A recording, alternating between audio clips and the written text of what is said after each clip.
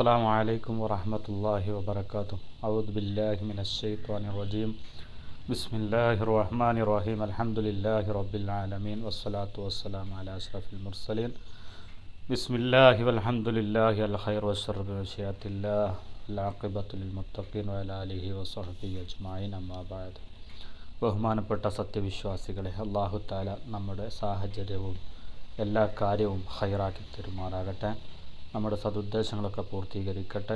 അള്ളാഹു നമ്മുടെ ആഖിബത്ത് നന്നാക്കട്ടെ, ഈമാൻ സലാമത്താക്കട്ടെ. ബഹുമാനികളെ, അള്ളാഹുവിൻ്റെ വിധിപ്രകാരം ഖളാ അനുസരിച്ച് എല്ലാ കാര്യങ്ങളും നടക്കുന്നുണ്ട് എന്നത് ശരി തന്നെയാണ്.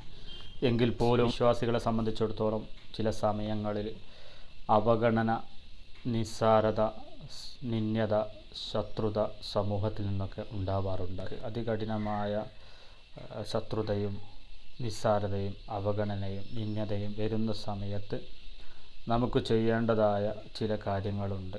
അതിൻ്റെ കാഠിന്യത്തെ തൊട്ട് ആ കാഠിന്യം നീങ്ങാൻ വേണ്ടി, ശത്രുത നീങ്ങാൻ വേണ്ടി, അവഗണന നീങ്ങാൻ വേണ്ടി നമ്മൾ ചെയ്യേണ്ടത്. യൂനുസ് നബി അലൈഹിസ്സലാം മത്സ്യത്തിൻ്റെ വയറ്റിൽ 40 ദിവസത്തോളം കടന്നു, ഒരു പ്രശ്നവുമില്ലാതെ.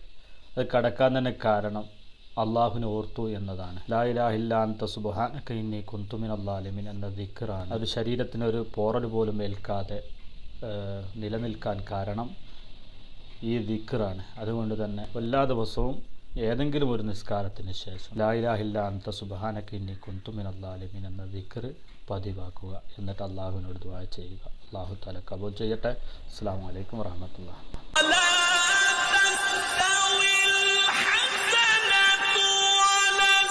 سيئة